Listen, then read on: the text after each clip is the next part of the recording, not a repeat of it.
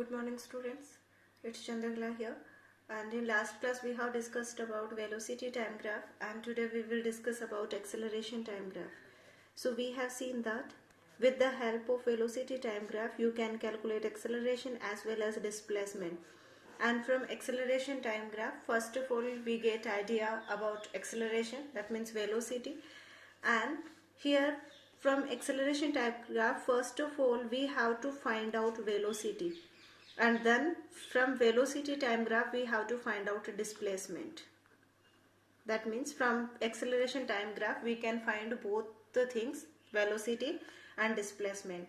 So you know that acceleration means change in velocity. Okay, so here the first case is stationary or uniform velocity. That means when the body is at rest or when the body is moving in with uniform velocity. In both these cases we know that acceleration will be zero, because acceleration means change in velocity, and if the body is at rest or stationary it cannot change its velocity because really it is not having any velocity.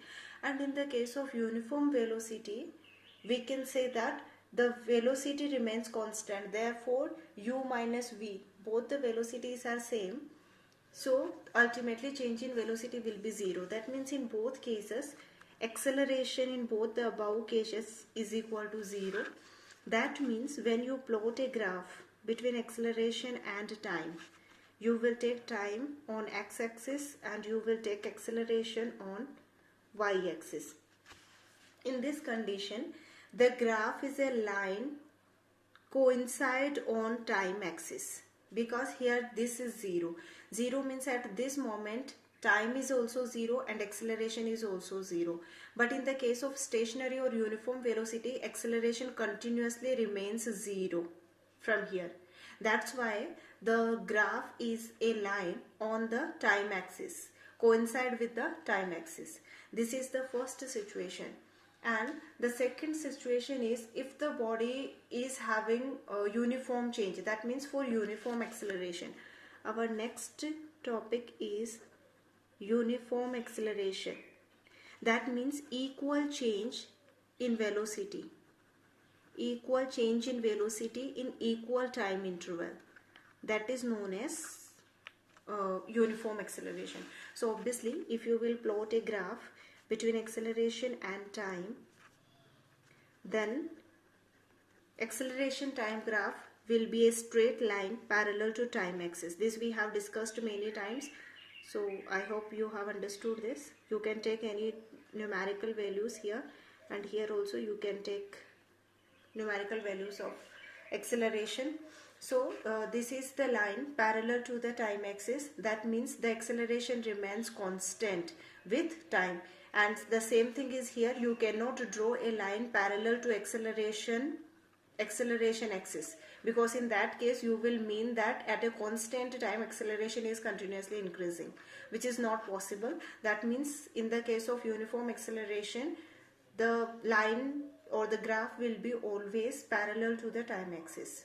This is the second case. And now same case we will discuss for retardation. Here we have taken this acceleration positive. Positive means velocity is increasing. Similarly, same thing can be applied for retardation. And in the case of retardation, acceleration will be negative. This is time axis. Here it is acceleration. And this is time in second. That means if the acceleration is positive, it will be acceleration. And if you are talking about retardation, that will be below this 0. That means your reference point or origin. Below this 0 it will be retardation, because here the acceleration will be negative, and we know that retardation is negative of acceleration. So if this acceleration will become negative below this 0, that means this is minus y-axis, this is y-axis. So this negative acceleration means retardation. So if there is uniform decrease in the velocity, then the graph will be like this. That means below the time axis, a line parallel to time axis but with negative slope, or you can say negative acceleration. So this is when there is uniform decrease in the velocity, and this is when there is uniform increase in the velocity, because increase means acceleration and decrease means retardation. Our last case is non-uniform acceleration. That means unequal change in velocity in equal interval of time. That means sometimes it is increasing, sometimes it is decreasing, sometimes it is increasing by a different amount, sometimes it is decreasing by a different amount. That is known as non-uniform acceleration. So obviously when you will plot a graph between acceleration and time, then it will not be a straight line, but it will be a curved line, and that curve can be in any form. That will be the non-uniform acceleration. And if you want to talk about uniform retardation, then it will be in the negative direction. Here it is retardation, here it is acceleration, and this will be time, because time is always positive, time cannot be negative. So in that case your curved shape can be in any shape below the time axis. This is for retardation, this is for acceleration. These are the terms related with displacement, velocity and time. Now we have one more topic, that is motion under gravity, because in first section also we have discussed about acceleration due to gravity, and here also we will discuss about same thing, that is acceleration due to gravity, small g, 9.8 or 10 meter per second square. Motion under gravity, that means in first section we have already discussed that due to mass of earth and due to mass of body on the earth, they have an attraction force between them, which is known as gravitational attraction. And we know that due to attraction or gravitational attraction of earth, it attracts all the objects on its surface towards its center. Okay, similarly we have seen that because of that attraction, when a body falls freely from a height, then its velocity continuously increases by a factor 9.8. That means there is a constant acceleration. That means motion of a body under gravity is example of uniform acceleration. Uniform acceleration means equal change in equal interval of time, and that uniform acceleration is known as acceleration due to gravity. For earth especially we are using this word, that is acceleration due to gravity, which is represented by small g, and its numerical value is fixed. Numerical value of g is equal to 9.8 meter per second square, which can be approximately taken as 10 meter per second square if it is not specially mentioned in the question.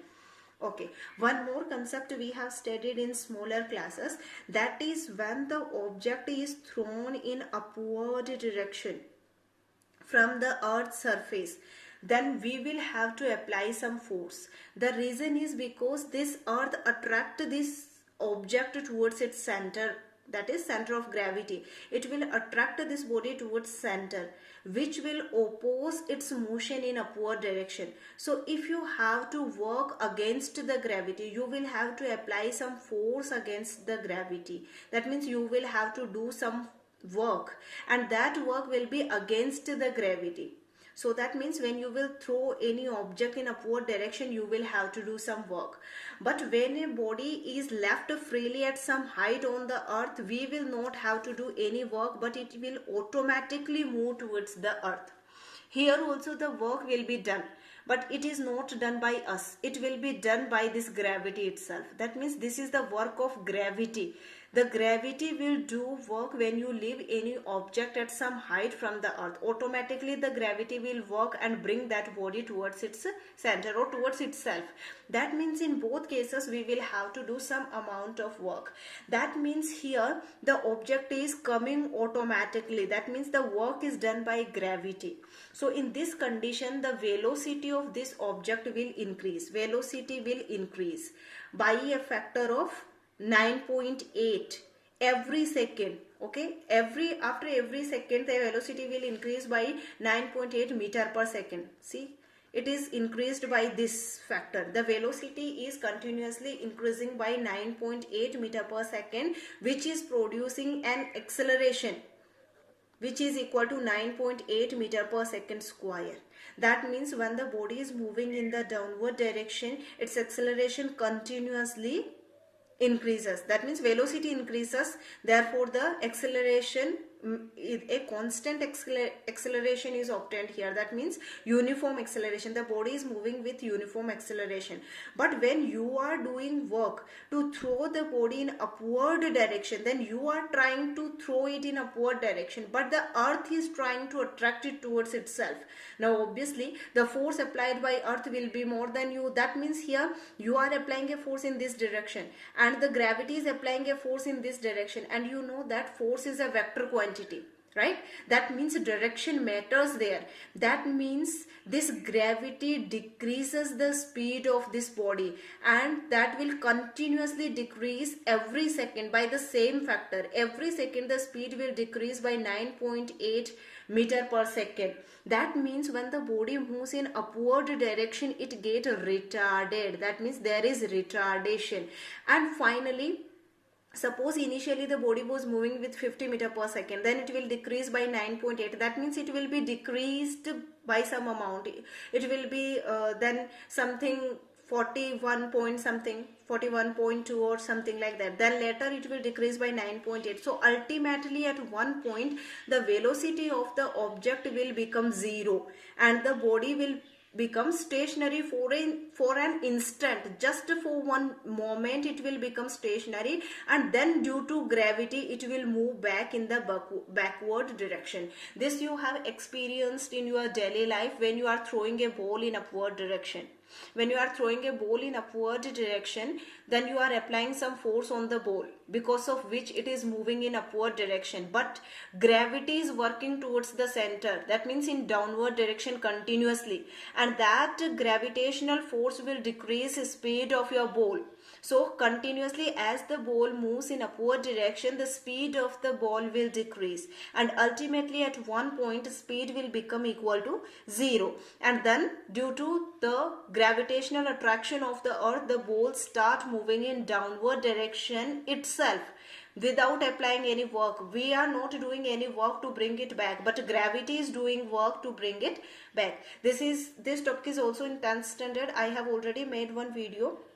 You can search it, or otherwise I will give the link. So if you want more things to know about this gravity, you can watch that video. But right now our topic is not this. Our topic is, we want to say that if the body is moving in the downward direction, it is moving with uniform acceleration. And right now we have discussed that if we will plot a graph between acceleration and time, and if we are talking about uniform acceleration, then there will be a straight parallel line to the time axis. This represents uniform acceleration, and this uniform acceleration, how much it is? It is 9.8 meter per second square, or in other words we can say 10 meter per second square. This is the constant acceleration of the gravity. When the body moves in the downward direction, it will be accelerated by a factor of 10. So this represents what? Uniform acceleration of the gravity. Now, as we have already discussed that if acceleration velocity graph is given, then you can calculate velocity. So here you see numerical values will be given to you, 5, 10, 15, 20. So after a particular time interval, that means these are equal time intervals now. Everywhere we are having a difference of 5. So these are equal time intervals. So you have these areas. Now as we have discussed in velocity time graph, if you want to calculate a displacement, you will find the area. Similarly, from acceleration time graph, if you want to find out velocity, you will calculate this area. This area will give you velocity. In the case of an acceleration time graph, area enclosed by acceleration graph and time axis will give us velocity. So this area you will find, then you will get one velocity. This area you will find and you will get another value of velocity. This area you will, this is area of a rectangle. You know the formula to calculate rectangle, right? And this will give you third velocity. This will give you fourth velocity. That means now you are having 4, 5 values of velocities. So now you can plot a graph between velocity and time, because time is already given here in the graph. Same time you will take here, that is 0, 5, 10, 15, 20. and here now you are having values of velocity. So here on y-axis you can plot velocity. So from acceleration time graph you can obtain velocity time graph also. And when you plot this graph, you observe that it is a straight line inclined at some angle on time axis, and actually it must be a straight line. Why? Because acceleration is constant. Acceleration constant means we are talking about uniform velocity, and for uniform velocity, if you remember from velocity time graph, the graph is a straight line inclined at some angle, right now. So that's why the velocity which we get is a straight line graph. Okay, next thing is from here. Now if you want to calculate displacement from velocity time graph, you can calculate displacement. We have already learned. Okay, so for this 5 seconds, what is the displacement? Area of this triangle, that will be the displacement. For this 10 seconds, this will be the displacement. For this 15, this will be the displacement. And then for this 20, let it extend and do it 20. For this 20, you are having again one displacement. That means from velocity time graph, by finding these areas, you can calculate a displacement. This we have already discussed. Now you see you are having values of time as already given in graph. So you are having values of time. And now you are having value of displacement also. So you can draw a graph between displacement and time.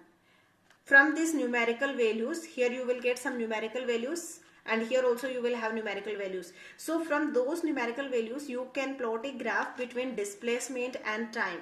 And you will observe that this graph will come something like that. That means in this case, this graph is directly, that means the displacement is directly proportional to t square, and actually it must be like that, because if you remember, then we have discussed in velocity time graph in the first case, displacement time graph, that velocity, in the case of velocity time graph, displacement is directly proportional to time. So in that case, it was directly proportional to time. So for acceleration, you will have one more time due to velocity. Do you remember we have discussed something like that? Unit of velocity is equal to meter per second, and unit of acceleration will be meter per second square. So from here you see it is directly proportional to time, and here it is indirectly proportional to t square. That means if you will plot a graph between displacement and time square, square means 5 square, 10 square, 15 square, 20 square, then if you will plot the graph, it will become a straight line because they are directly proportional to each other. So that's all about the second section. In third section, we will learn about equation of motion, because to calculate the values of displacement, velocity, acceleration, we have two methods. First one graphical, that we have already discussed, and second one by formula, that is by equation, that we will see in the third section. Thank you.